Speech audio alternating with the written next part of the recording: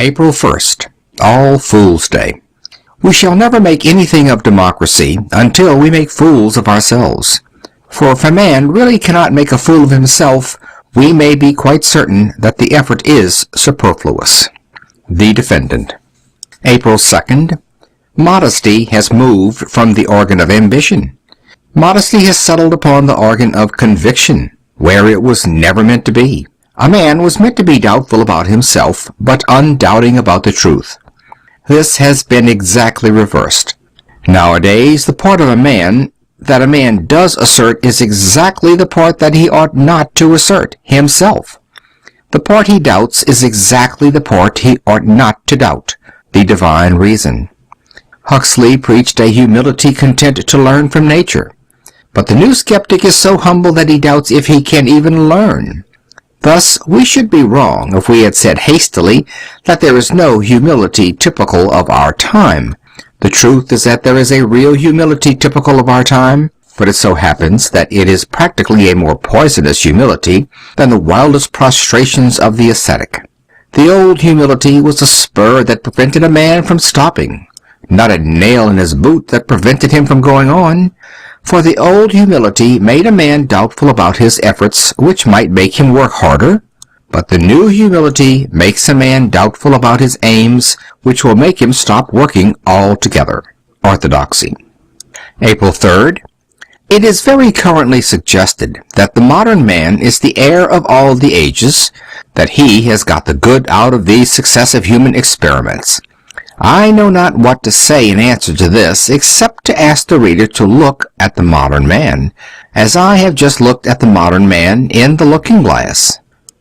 Is it really true that you and I are two starry towers, built up of all the most towering visions of the past? Have we really fulfilled all the great historic ideals one after the other, from our naked ancestor who was brave enough to kill a mammoth with a stone knife, through the Greek citizen and the Christian saint, to our own grandfather or great-grandfather, who may have been sabred by the Manchester Yeomany or shot in the '48?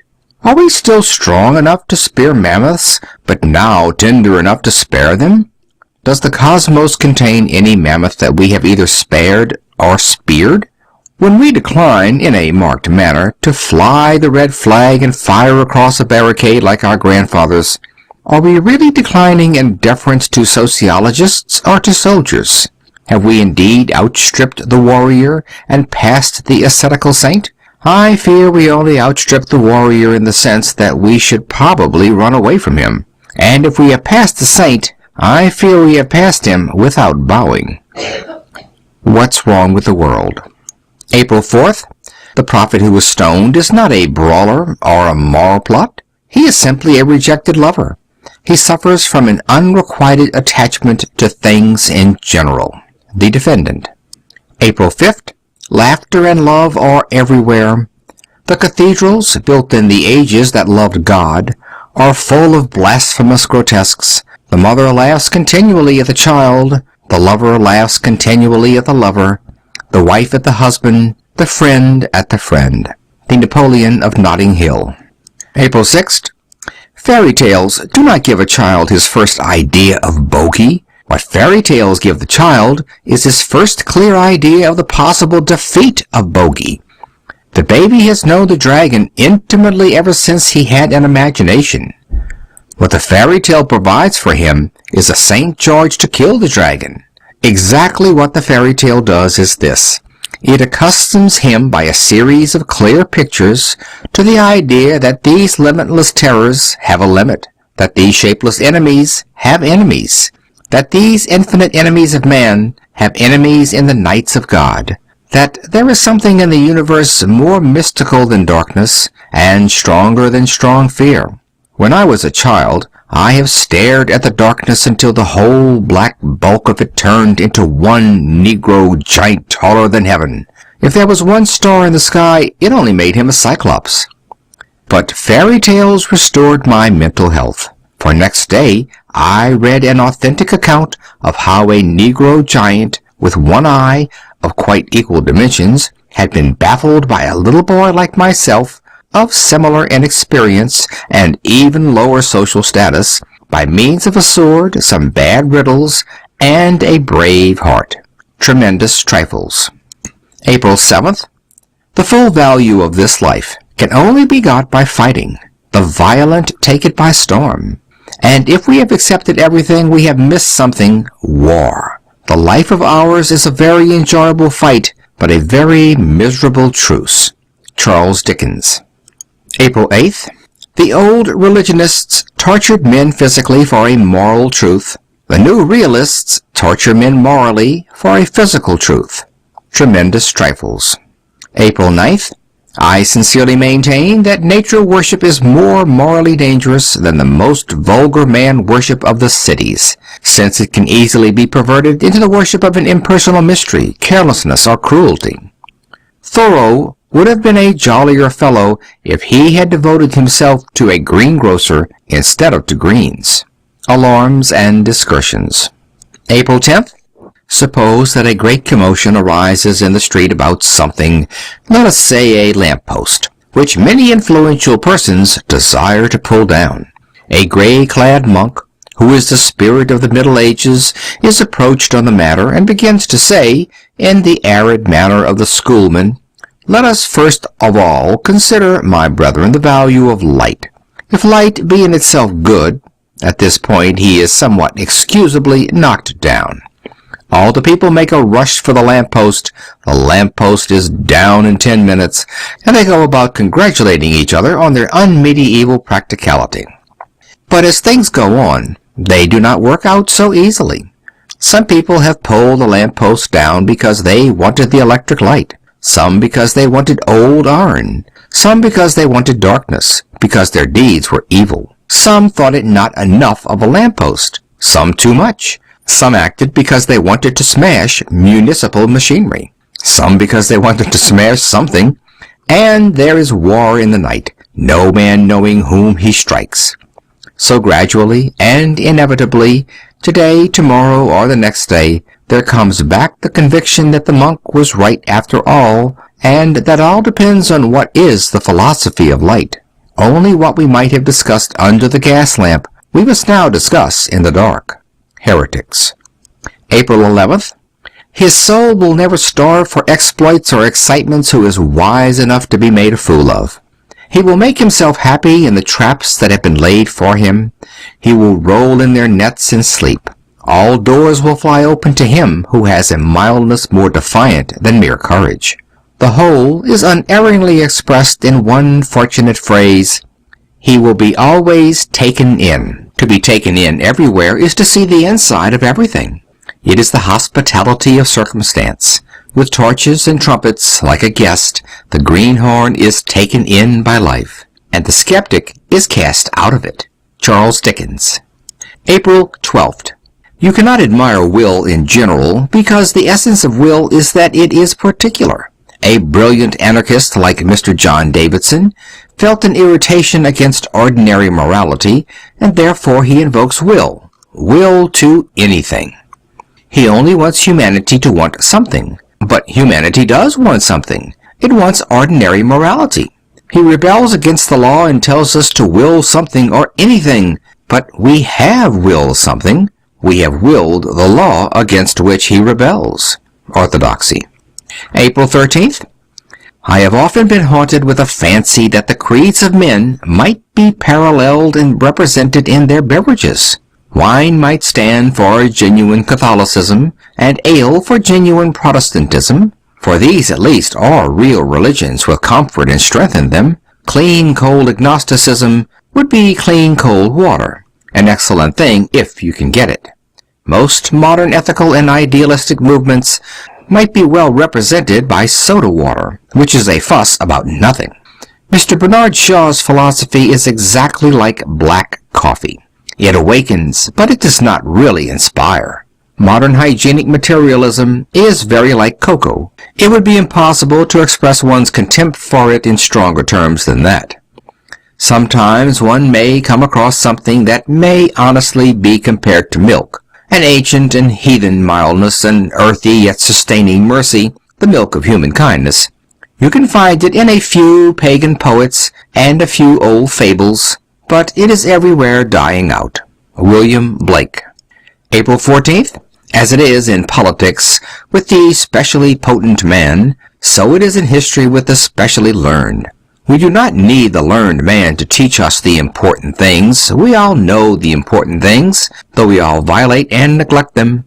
Gigantic industry, abysmal knowledge are needed for the discovery of the tiny things, the things that seem hardly worth the trouble. Generally speaking, the ordinary man should be content with the terrible secret that men are men, which is another way of saying that they are brothers. Illustrated London News. April 15th. The women were of the kind vaguely called emancipated, and professed some protest against male supremacy. Yet these new women would always pay to a man the extraordinary compliment which no ordinary woman ever pays to him, that of listening while he is talking. The man who is thirsty. April 16th. Whatever the merits or demerits of the pantheistic sentiment of melting into nature of a oneness, I think they call it, with seas and skies, it is not, and it never has been, a popular sentiment. It has been the feeling of a few learned aesthetes and secluded naturalists. Popular poetry is all against pantheism and quite removed from eminence. It is all about the beautiful earth as an edge or fringe of something much better and quite distinct. Ballads and carols do not go to the tune of "One with the essence of the boundless world." Ballads and carols go to the tune of "Over the hills and far away." The sense that life leads by a strange and special path to something sacred and separate. Daily News. April 17th. How high the sea of human happiness rose in the Middle Ages we now only know by the colossal walls that they built to keep it in bounds. How low human happiness sank in the 20th century our children will only know by these extraordinary modern books, which tell people to be cheerful and that life is not so bad after all. Humanity never produces optimists till it has ceased to produce happy men. It is strange to be obliged to impose a holiday like a fast, and to drive men to a banquet with spears. George Bernard Shaw. April 18th. If a God does come upon the earth, he will descend at the sight of the brave. Our protestations and litanies are of no avail. Our new moons and Sabbaths are an abomination. The great man will come when all of us are feeling great, and not when all of us are feeling small. He will ride in at the same splendid moment when we all feel that we could do without him. Charles Dickens. April 19th, Primrose Day. If the great Jew who led the English Tories understood patriotism, as I do not doubt that he did, it must have been a decidedly special and peculiar kind of patriotism, and it necessarily laid him open to the mistake about the relative positions of the terms emperor and king. To him, no doubt, emperor seemed obviously a higher title, just as brother of the sun and moon would have seemed to him a higher title than second cousin to the evening star. Among Orientals, all such titles are towering and hyperbolical. But of kingship, as it has been felt among Christian men, he had no notion, and small blame to him. He did not understand the domestic, popular, and priestly quality in the king, the idea expressed in the odd old phrase of being the breath of his people's nostrils, the mystical life pumped through the lungs and framework of a state. Illustrated London News. April 20th. I know of a magic wand, but it is a wand that only one or two may rightly use, and only seldom. It is the fairy wand of great fear, stronger than those who use it, often frightful, often wicked to use. But whatever is touched with it is never again wholly common. Whatever is touched with it takes a magic from outside the world. It has made mean landscapes magnificent, and hovels outlast cathedrals. The touch of it is the finger of a strange perfection. There it is. He pointed to the floor, where his sword lay flat and shining. The Napoleon of Notting Hill. April 21st. There are many definite methods, honest and dishonest, which make men rich. The only instinct I know of which does it is that instinct which theological Christianity crudely describes as the sin of avarice, all things considered. April 22nd. It is a common saying that anything may happen behind our backs. Transcendentally considered, the thing has an eerie truth about it.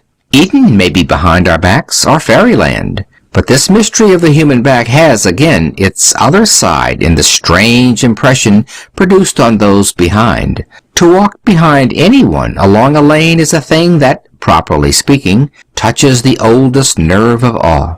Watts has realized that as no one in art or letters has realized it in the whole history of the world. It has made him great.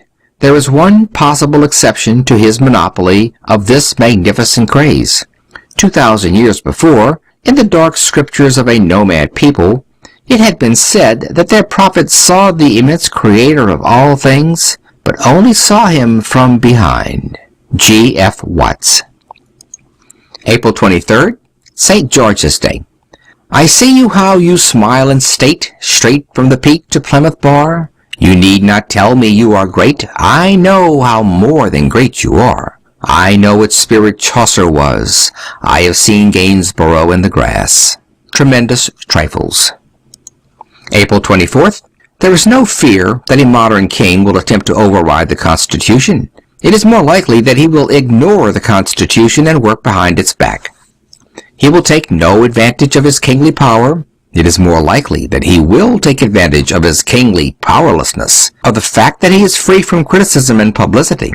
For the king is the most private person of our time. It will not be necessary for anyone to fight against the proposal of a censorship of the press. We do not need a censorship of the press. We have a censorship by the press. Orthodoxy. April 25th, St. Mark's Day. The only thing still old-fashioned enough to reject miracles is the new theology. Orthodoxy. April 26th. The modern man thought Beckett's robes too rich and his meals too poor, but then the modern man was really exceptional in history. No man before ever ate such elaborate dinners in such ugly clothes. The modern man found the church too simple, exactly where life is too complex. He found the church too gorgeous exactly where modern life is too dingy. The man who disliked the plain fasts and feasts were mad on entrees. The man who disliked vestments wore a pair of preposterous trousers. And surely, if there was any insanity involved in the matter at all, it was in the trousers, not in the simply falling robe. If there was any insanity at all, it was in the extravagant entrees, not in the bread and wine. Orthodoxy. April 27. The two things that a healthy person hates most between heaven and hell are a woman who is not dignified and a man who is. All things considered. April 28th. For those who study the great art of lying in bed, there is one emphatic caution to be added. Even those who cannot do their work in bed, as for example the professional harpooners of whales, it is obvious that the indulgence must be very occasional. But that is not the caution I mean. The caution is this: if you do lie in bed, be sure you do it without any reason or justification at all. I do not speak, of course, of the seriously sick, but if a healthy man lies in bed, let him do it without a rag of excuse. Then he will get up a healthy man. If he does it for some secondary hygienic reason, if he has some scientific explanation, he will get up a hypochondriac. Tremendous trifles. April 29th. The creed of our cruel cities is not so sane and just as the creed of the old countryside. But the people are just as clever in giving names to their sins in the city as in giving names to their joys in the wilderness.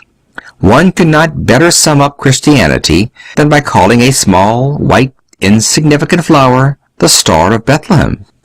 But then again, one could not better sum up the philosophy deduced from Darwinism than in the one verbal picture of having your monkey up. Daily News. April 30th, St. Catherine of Siena's Day. Historic Christianity rose into a high and strange coup de theatre of morality things that are to virtue what the crimes of Nero are to vice. The spirits of indignation and of charity took terrible and attractive forms, ranging from that monkish fierceness that scourged like a dog the first and greatest of the Plantagenets, to the sublime pity of St. Catherine, who in the official shambles kissed the bloody head of the criminal. Our ethical teachers write reasonably for prison reform, but we are not likely to see Mr. Cadbury, or any eminent philanthropist, go into Reading jail to embrace the strangled corpse before it is cast into the quicklime. Our ethical teachers write wildly against the power of millionaires, but we are not likely to see Mr. Rockefeller, or any modern tyrant, publicly whipped in Westminster Abbey. Orthodoxy.